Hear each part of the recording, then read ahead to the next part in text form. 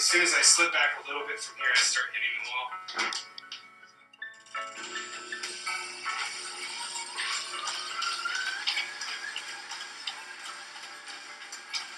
I tried to use like a dagger in here to figure out the grade. I came up with 19%, I think.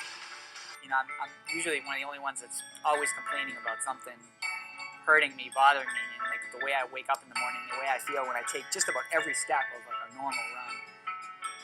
So most of my stuff is still back in Connecticut, but I have slowly moving things over. I'm still sleeping on my twin bed that I grew up on. So looking to get a mattress maybe. I got a TV. Got the TV. Was the first purchase. And then focused my money on shoes. That's about it.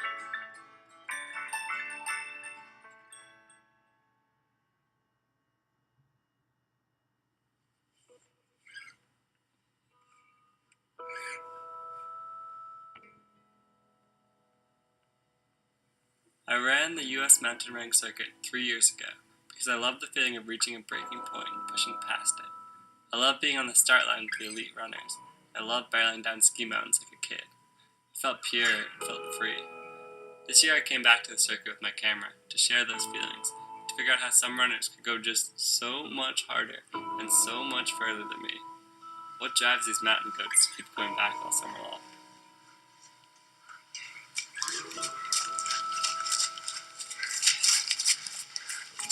I thought out of college I would take maybe a year off, and it turned into 7, and I was going to turn 30. I think I was 29, going on 30, and I decided to give running another try out of the blue. And so I bought a pair of running shoes for the first time in my 20s, and I kind of grinded through the winter. I got through the winter, and the spring came, and I got over the hump, and then a year later, a year after I started, I was racing again at a level I never thought I'd ever see again. I can actually remember one distinct day that began it for me, which might be kind of unusual, or maybe that's typical, but sometime around middle school in Alaska, talking with this friend of mine, we thought we would try cross-country or soccer. My mom liked to run. She'd go on like 2-mile runs or something, so I went out for a run with her one evening. We kind of lived out in a wilderness area, and there was an ATV trail that went out there. So I asked her if I could just keep going a little bit, and she told me that was fine, but just come back for dinner. And I got way lost out in the woods running out there, and eventually found my way back. It was so much fun. I really liked the idea of being able to just take myself out and cover ground on my own 2 feet.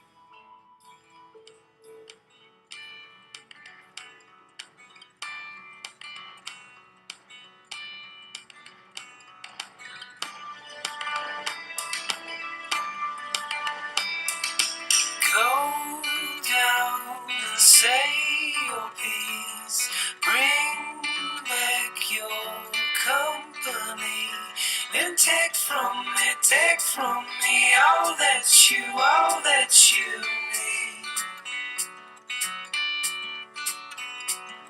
Blue sky, reach to me. Hold your star in me. Hey! First time to live for both of you guys. That's a suffering begins. I've raced a lot over the years. It's not like I'm really freaked out and nervous anymore, but I'm definitely concentrated and focused, and I'm preparing myself to reach a point in the race where it seems like I can't do anymore, or that I need to make that decision to compete.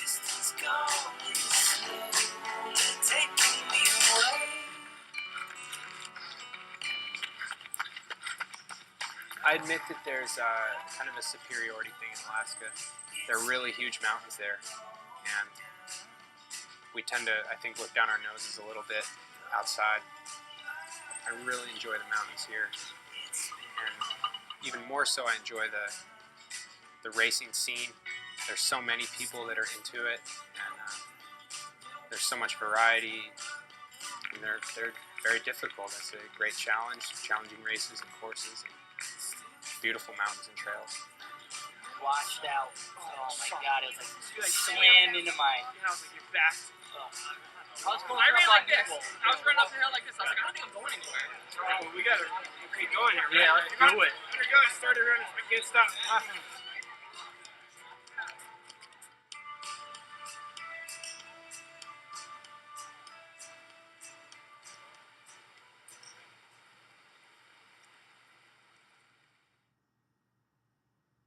Bretton Woods, I think, shocked everybody. I could probably say that was the toughest race of the season, but it was also by far the most fun. That was a really fun race.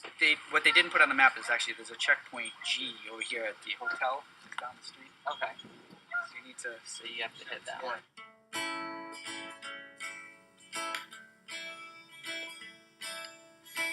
Whose woods these are, I think I know. His house is in the village, though. So you will not see us stopping here to watch his woods fill up with snow. The woods are lovely, dark and deep. I have promises to keep and miles to go before I sleep. Miles to go Took a faster way down, you guys, the first time. Yeah. Then I came all the way back down the third time. I hit a Brandon, and I missed the turn. I went to the river, and then I turned around, and I got lost, and then I went the wrong way down the river, and then I crossed the river, and I came up to 16, and I started swimming. And then no lie, I could not find any place on the left or the right to get off. I kept going up the bank and looking to see if there's a trail. There was nothing. I was like in the middle of the. So finally, finally I said, you know what? I had totally didn't know where I was, like geographically. Then I said, maybe I have to go the other way, which was upriver. So it was like twice as slow. So how far are we going for cool down? I'm just gonna sit in the car and wait for you. Oh my gosh, you're such a little baby. Dude, I need to get the hell out of here now. People who are really racing and training to compete well, we have to push the envelope. And, you know, I can't talk either. I've had, I think, 7 stress fractures or something like that. But, you know, warning signs pop up and you think, I run through this or I really need to stop. And it's very difficult to make that decision to stop when things are going well. And I think that's probably what happened with Jim, and he didn't stop. And got kind of hurt. And just looking at the last few races, he's seemed discouraged to me. After Bretton Woods, he wasn't happy. And I know that he said he put it in perspective of now that he has a daughter, you know, before he had his daughter, you know, I would have grind his gears for the next 2 weeks until the next race.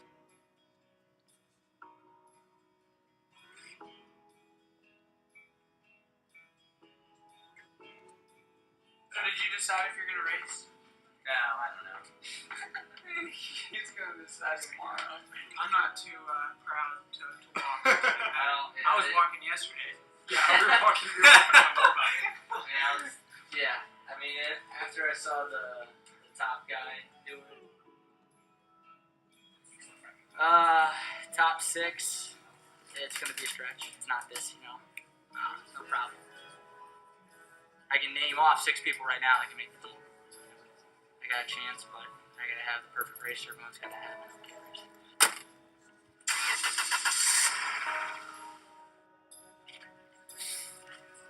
It's done. I'll see you guys up there. Alright.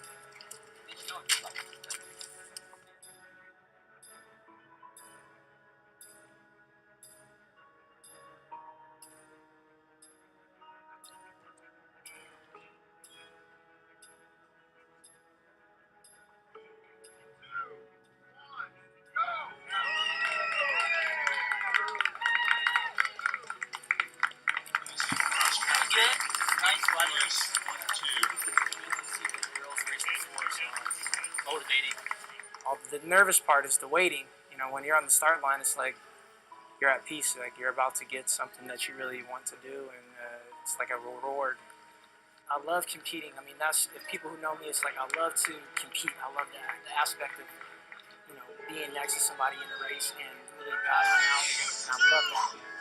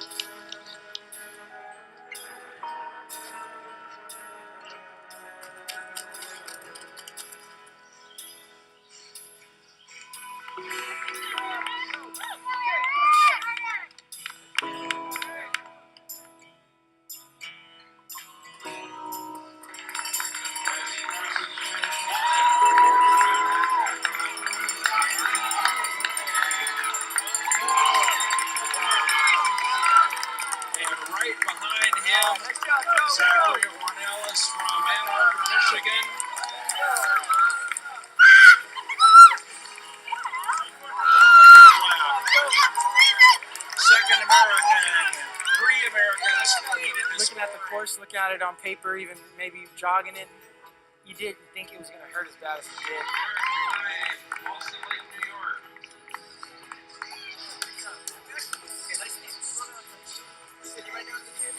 Made it. Oh my god.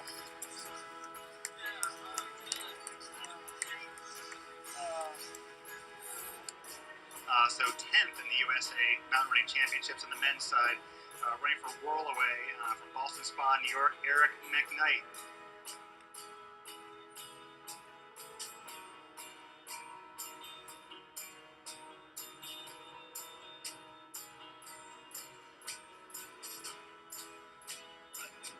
I think once I stop racing for good, I mean, I don't know when I'll stop racing. If I went to the doctors and said you can't walk, you can't run another step because you're gonna kill yourself or your body's gonna fall apart, then